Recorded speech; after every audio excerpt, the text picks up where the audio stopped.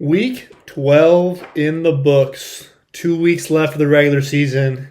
Too many scenarios for me to do a real playoff type picture thing. You guys will be getting that after this week when everything's kind of set leading into last week. But basically everyone's in win or go home for different reasons, except for Steele, obviously, who's in a category of his own.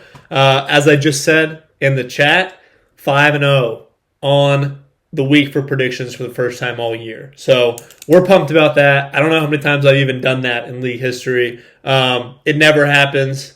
It happened this week. We're pumped.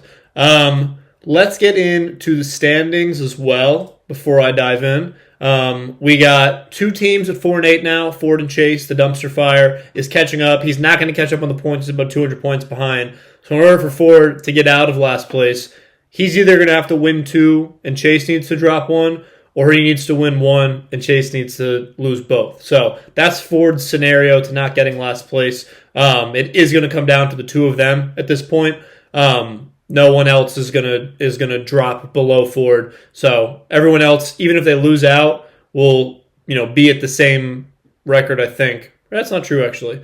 There is a scenario where Ford could win out, Caleb and Sam could lose out, but the way these teams have been playing, I doubt that's going to happen. But he's not going to catch on one of the points for is what I mean. He's going to need to not have the worst record in order for him to not get last. The two 5-7 teams I just mentioned, Ford, which is he at 5 wins.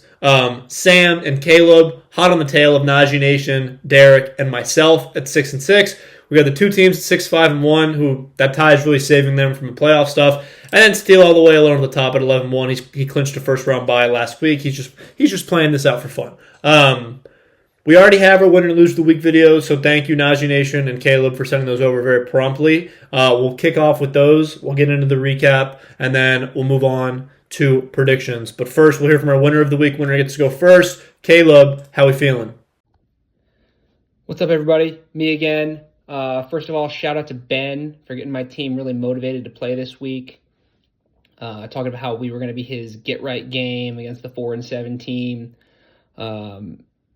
Not really sure why he would go out and make those comments after the way we've been playing for the last 6 weeks, but either way, we appreciate the motivation, and we were happy to just knock him back down in his place real quick. It was a huge win. All the Jahmyr Gibbs show, 55 points. That was just electric, and we really, really needed it considering we had like 6 guys on bye plus a guy injured. So we really had our backs against the wall this week, couldn't afford to take a loss, and he just took that upon himself to make sure we got it done.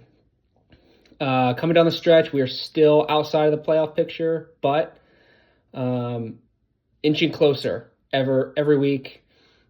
I like currently how the actual league is set up, where Mahomes and Gibbs are both in the playoff mix, but like just on the outside of the playoffs. So I'm hoping that that's gonna induce those coaches to just have to use the heck out of those guys and just put up a ton of points because they really don't have any margin for error, similar to how I don't have any margin for error. So I'm excited for that. Also, Mahomes gets the Cowboys this week, so I am really counting on some big things from him. I've been preying off of the Cowboys defense a lot. I got Troy Franklin had a huge game against them earlier this year. Trey Tucker got a touchdown against them, both guys who stepped up big. So I need to go back to that Dallas Cowboys defense one more time. The statistics Lev have been putting out are really positive. They're making me feel good, but a lot can happen these last 2 weeks. Just really no room for error for a lot of people. So let's get locked in. Let's have a strong finish to the season, boys. Yep, that was a tough one for sure. Benny fired up Caleb's locker room. Jahmyr Gibbs specifically, 55 points. We'll get into it. We will, like we always do.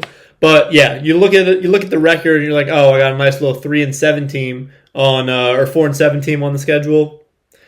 You don't know. You haven't been paying attention to what Caleb's been doing. He's currently second in scoring out of the whole league. It goes Steele, Caleb, Sam, and neither of those teams are in the playoffs. But Those are the top 3 in scoring for the year. So pretty crazy, pretty wild. On the opposite side, Najee Nation, our loser of the week once again. Najee Nation, what have you to say this week, my friend?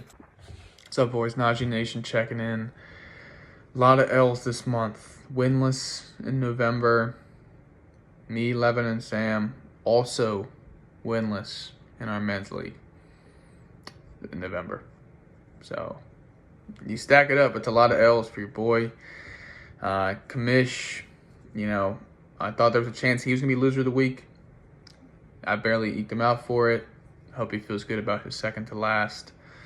He might miss the playoffs too. So there's that. Josh Allen, 8 points on Thursday night. I could have made this video Thursday night when he had 8 points and Schultz had 1 catch. Because ESPN gave Sam on Friday morning a 71% chance of winning the matchup, and none of his players have played yet. My boys aren't getting it done for me. I traded Puka. That killed our locker room. I dropped Najee, and I dropped CA3. Those were the heart and soul players of my team. And I will be picking up CA3 or Najee. And they won't be in the lineup, but they're going to be on the bench, and we're going to see what happens. I'm excited to see if I can get a win one of these last 2 weeks. If I make the playoffs, watch out, because we're a team that's got nothing to lose. We can't come in last, essentially, unless something catastrophic happens. So here we go. And before I jump into these predictions, I want to get this on the record from Najee Nation. He said, quote, "A winless November into an undefeated December. Netflix couldn't write a better script. Add that into your projections." So, and I said, so you're definitely beating Caleb this week? I hadn't looked ahead. He said Steele first and then Caleb, yes. Steele and Caleb, do with that what you will. He asked me to relay the information in the league. I'm just doing my job relaying it. So, Najee Nation tumbles again. Started off 5-0. 6-6. 1-6 in his last 7. Not great. Not great. But let's get into these matchups from last week, shall we, fellas? Our first matchup, Derek and Chase, 142-131. This was a higher scoring matchup this week. Derek, win or go home, basically. He's not going home. He sent Chase packing and said, Chase, don't worry about the playoffs, buddy. Why don't you worry about those miles you might have to run? Who got it done for Derek? George Pickens with 29. Michael Wilson with 21. Tyrone Tracy with 16. Ravens D with 12. Jalen Warren with 12. GNT with 24. His newly acquired Baker Mayfield and Tyler Warren, just okay. Baker, obviously not great. Got hurt. Looked to be like in the most pain I've seen basically since Carson Wentz almost died on the field a few weeks ago. Tyler Warren only with 9 points, but it's a solid floor for a tight end, but definitely not what you wanted out of him. And then Chris Boswell only with 4 points too. He's been a very, very good kicker so far this year, so that's tough. Left Khalil Shakir on the bench. He had 17 points, charged with 9 points on the bench too. So left some points on the bench. We'll see if Derek starts riding with Baker for the rest of the year. If he goes back to Bo Nix, if he hits with the waivers for a QB. But his QB locker room definitely could use some work.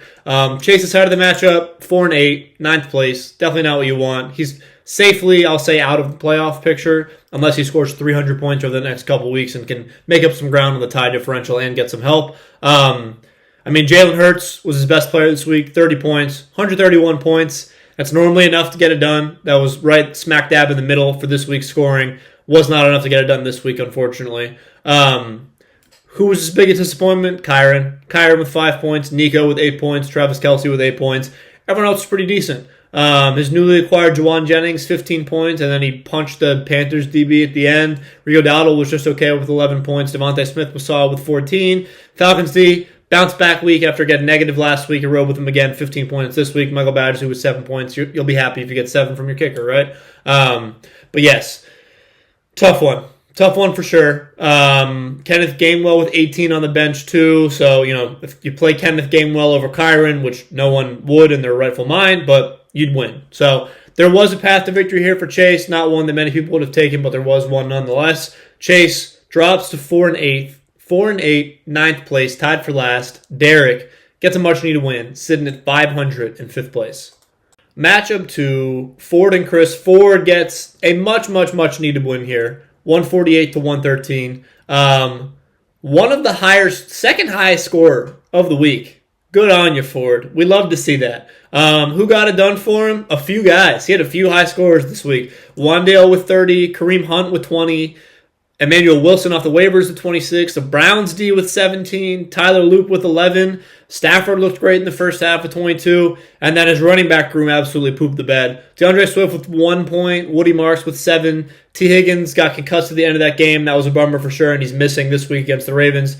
The Bengals normally play very well against the Ravens, so that's unfortunate for T. He's going to be missing that Thanksgiving game. And then Mark Andrews disappointed, but he does have the Bengals this week, who have the worst defense against tight ends in the NFL, so Ford's got to be pumped about that. He gets his one Emmanuel Wilson week. Josh Jacobs is surely back next week. He actually left points on the bench with his defense. The Browns D was 17, Ram defense with 20. But yeah, Ford really has to hope that Drake London is back this week, especially because Omarion Hampton was just activated today. He does get an RJ Harvey back off bye. Vidal's probably worthless, which is why I said the Omarion Hampton thing.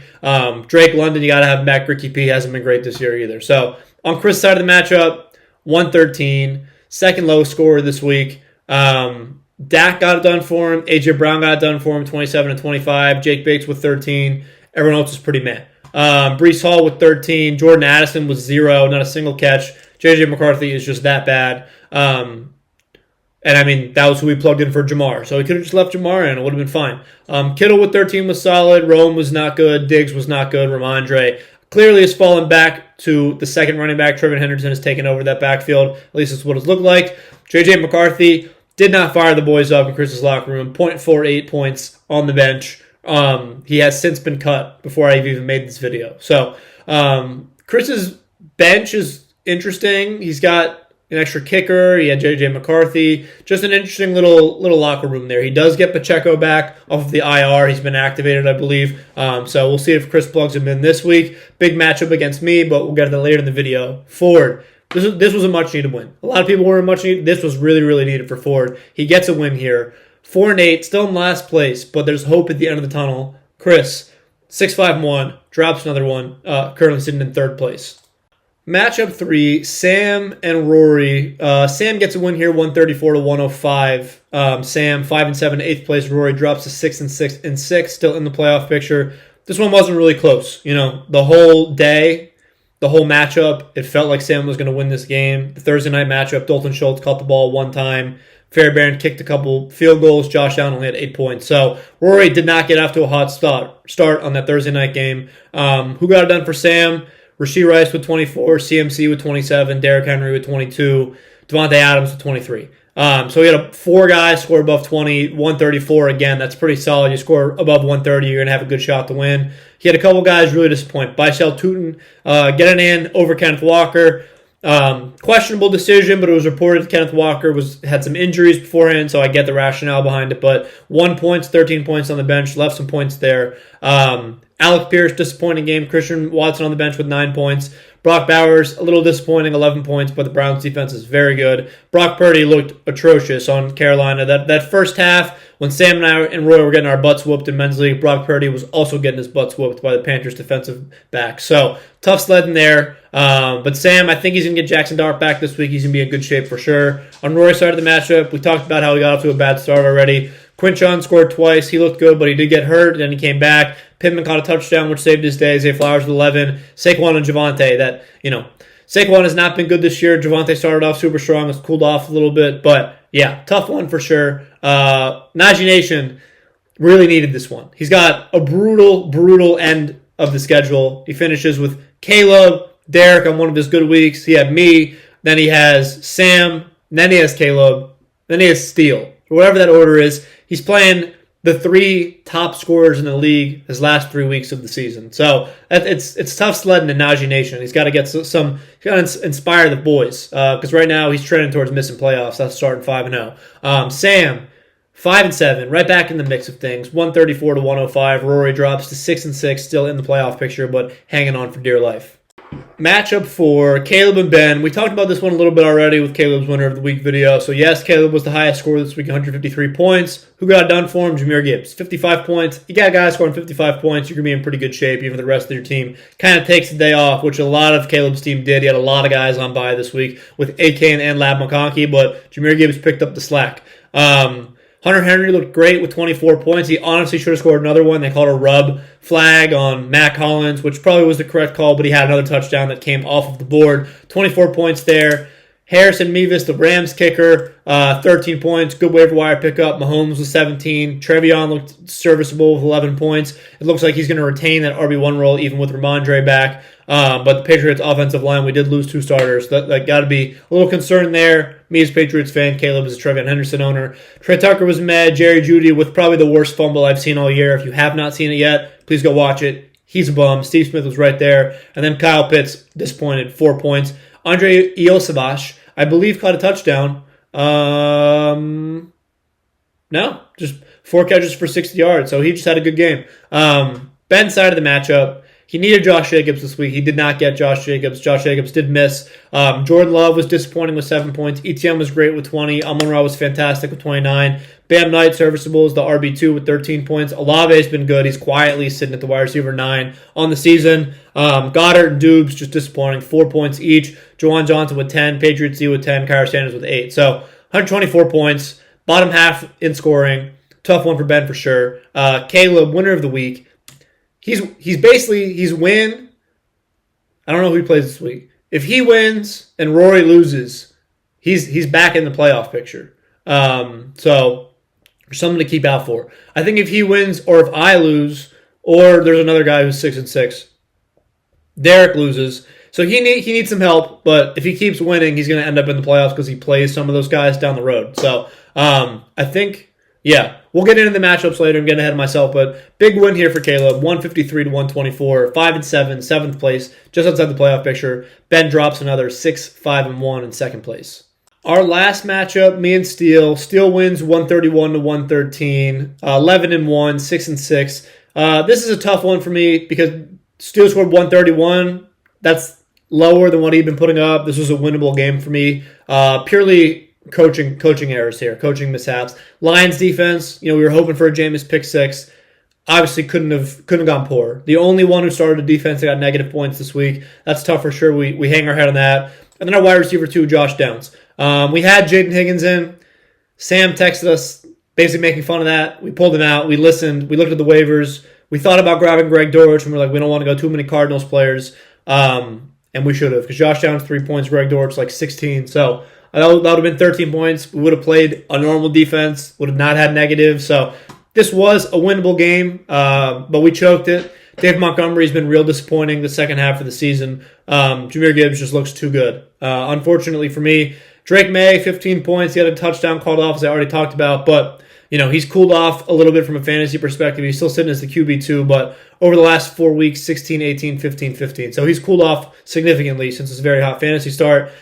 Chase Brown looked good, 15 points. Tet was fine. He caught that touchdown, 11 points. But Josh Downs killed us, and he will no longer be on the team at the release of this video. He'll be a free agent looking for a new home. Jason Myers, kicker 1. We're happy to have gotten him off the waivers. He's been super solid the past 3 weeks.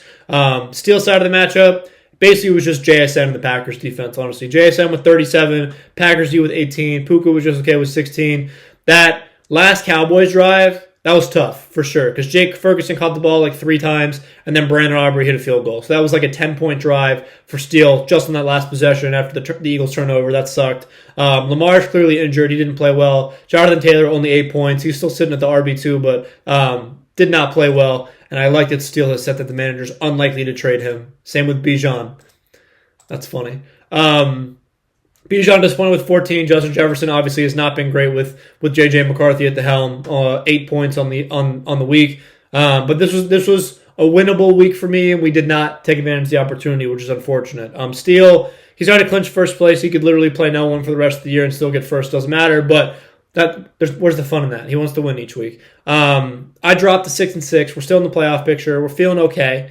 We got to win one of our next 2 if we want to get in the dance, for sure. So we're looking ahead to next week. And that wraps us for the recap of this week. Let's get into these predictions, shall we?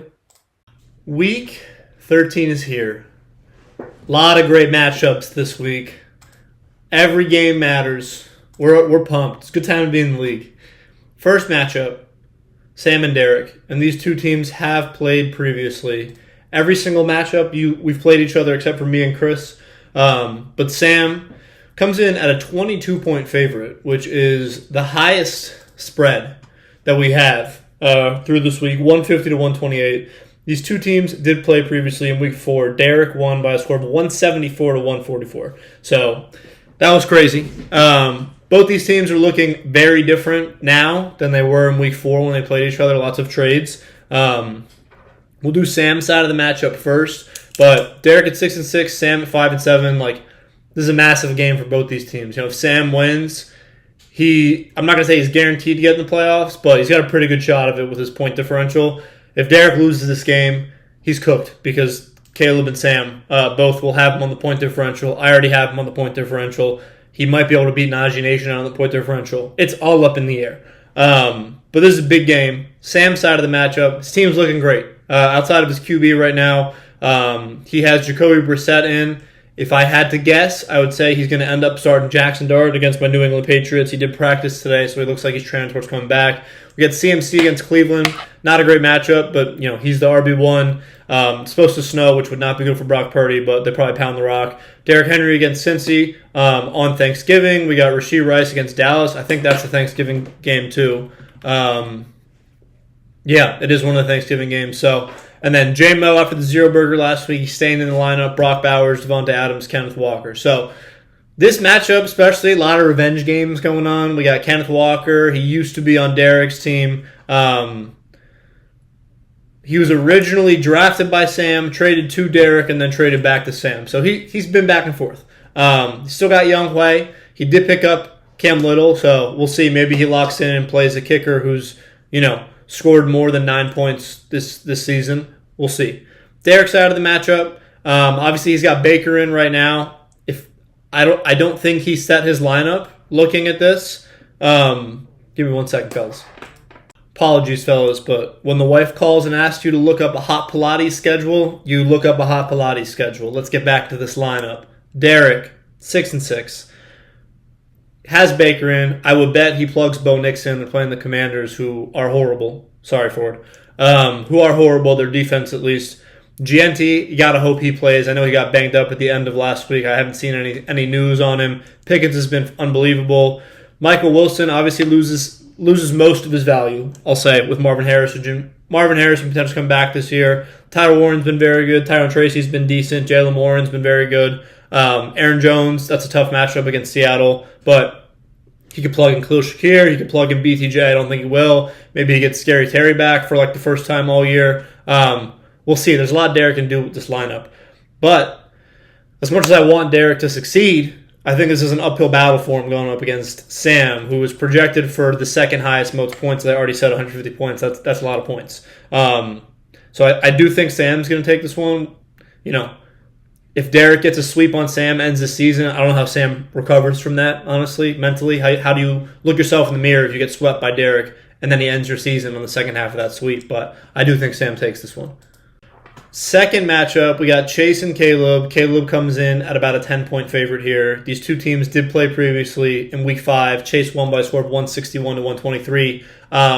Not fact-checking this, but I would assume that was Chase's highest scoring game of the season. 161 points is a lot of points for someone who's 4-8. Like I said, Caleb comes in at about a 10-point favorite. His team has definitely been on the up and up over the past few weeks. Second highest in scoring in the league. Basically, just Jahmyr Gibbs is crazy. It's wild he had 55 points last week, and he's still the RB3 on the season. That's just crazy to me. Caleb's side of the matchup first. He talked about a little bit during his Winner of the Week video that he's been targeting the Dallas Cowboys for streamings. I will attest to the fact that he did start Troy Franklin against me that week they played the Cowboys, and he did score 29 points on me. So that's proven to be a good strategy for Caleb so far. Mahomes obviously gets Dallas this week. That's why we talked about it. Gibbs, not a great matchup against Green Bay, but it's Gibbs. He's been unbelievable. A.K. and McConkey, Troy Franklin has actually been very, very solid for most of this season. Past 5 weeks, he scored at least 12 points 4 out of the last 5 weeks. So very, very solid floor with Bo Nix hyper-targeting him for some reason. He's going double tight end with Kyle Pitts and Hunter Henry. Bills defense against Pittsburgh. Not sure if I love that play. Bills defense has not been great this year, but there's honestly not a lot of good options on the waivers this week. They're looking pretty desolate. A lot of people rostering multiple defenses. Dicker the kicker, then we got my boy Trevion and Hunter Henry. You got two Patriots players rounding it out for Caleb, which you guys know I'm a big fan of. He might put the Texans defense back in. I know he said he would, maybe the answer is we just start the Texans defense. He's got him out right now. Indianapolis has obviously been very good, but Texans defense probably looks like to be one of the best, if not the best defense in the NFL along with the Cleveland Browns. He does potentially get Marvin Harrison Jr. back this week. He's projected for more points than Hunter Henry, so this spread could increase even more if Caleb goes with the guys who are projected more.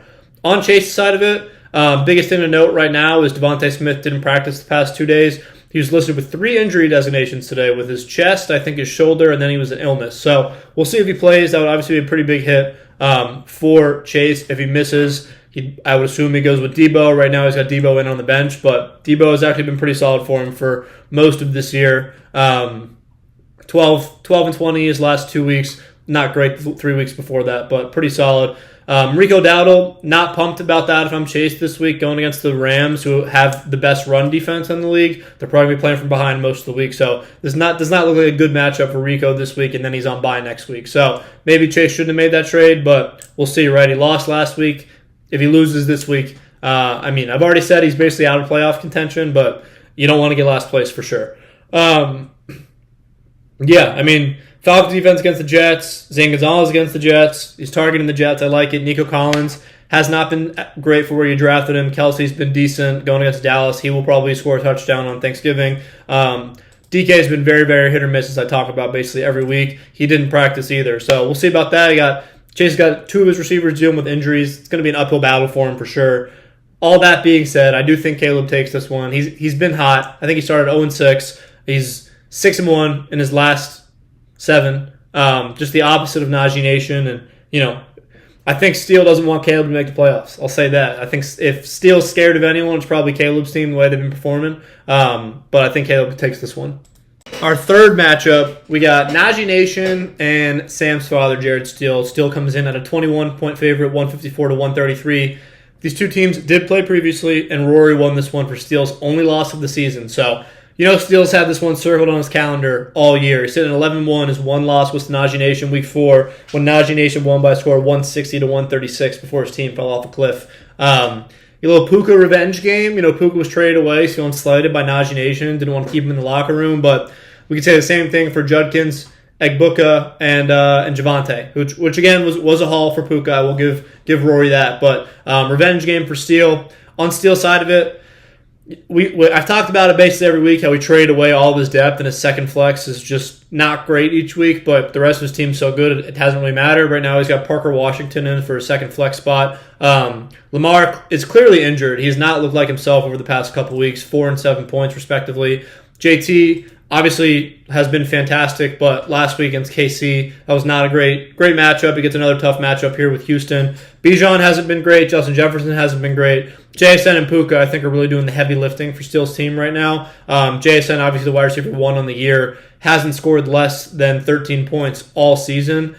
Pretty crazy. Jake Ferguson, still the tight end 2. And then 49ers defense against Cleveland. I think that's going to be a really, really ugly game. So I like that play, Steele. And then Brandon Aubrey on Thanksgiving. So we got some guys playing on Thanksgiving for him. We got Lamar on Thursday night. We got Brandon Aubrey. We got Jake Ferguson. I like it. It's going to be a fun Thursday for Steele. On Rory's side of the matchup, Javonte Williams playing on Thanksgiving too. I think that's about it for him. Josh Allen looked a little. We got Zay Flowers too playing on that Thursday night game. So we got some fun stuff. Lamar maybe throw into Zay Flowers. Going to be interesting to watch for this matchup here. Dalton Schultz hasn't been great. Rory rostering 2 kickers every time I look at it always surprises me. He did get DK, who I put a claim in for. I dropped him earlier this year. Would have liked to have gotten him back, but since Rory's worse than me, he gets him on the waiver priority. That's how that works. Still roster my boy Keyshawn Boutte. Right now he's got Schultz in. We'll see if he flips to Kincaid. I would bet that he does flip to Kincaid if Kincaid's playing. Egbuka obviously has not been great the past few weeks. Basically since he traded for him, he had that 23-point game, 9 and 6. Before that, it's been 6, 9, and 4. So he's cooled off a lot. He just hasn't been finding the end zone. Baker's play has not been as good over the past couple weeks, clearly dealing with some injuries. I give the analysis because that's what you guys all love. You love the analysis. You like to see what I'm looking at here. Steele's. I feel confident picking Steele here, 154 to 133, 21-point favorite. It's going to be an uphill battle for Rory. I do think this is going to be a high-scoring matchup. I think Rory's guys are going to put in some work, except for Saquon, who's not been good. But the rest of the guys, I think he gets some output this week. We'll see if he plugs Courtland Sutton in. I'm honestly pretty surprised to see Courtland Sutton on the bench, given they're playing the commies. So that's surprising for me to see. But it is what it is, right? Can't make Rory play the right guys. I can only give my opinion on it. But I do think Steele takes this one. Fourth matchup, and I audibly went yeesh when I opened this one because Ford's only projected for 118 points, which is the lowest by 10 points. So he lost another guy to injury. Drake London's not going to play. T. Higgins is going to play. Ricky Pearsall hasn't played all year. Emmanuel Wilson, you only got the 1 week for him. Right now, he's got Kareem Hunt in. I wouldn't be surprised if he subs him out for Devin Neal, especially with Pacheco coming back. Kareem Hunt has very quietly been having an awesome time while Pacheco's been out. 17, 12, 13, and 20 over the past couple weeks. He carried the ball 30 times against the Colts, which is just a ridiculous amount of carries. But the rest of Ford's team, there's not really any star power here. Wan'Dale Robinson has been awesome.